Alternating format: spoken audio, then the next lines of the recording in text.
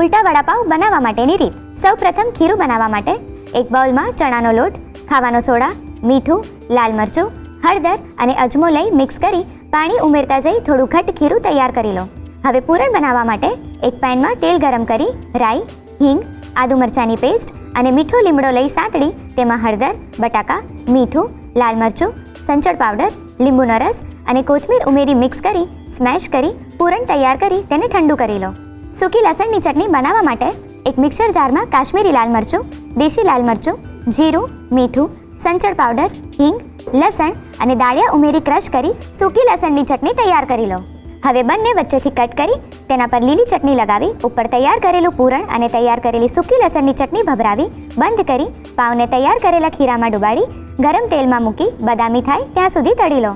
વડાપાઉં સરસ તળાઈ જાય એટલે તેને કટ કરી સર્વિંગ પ્લેટમાં મૂકી સૂકી લસણની ચટણી, લીલી ચટણી અને તળેલા લીલા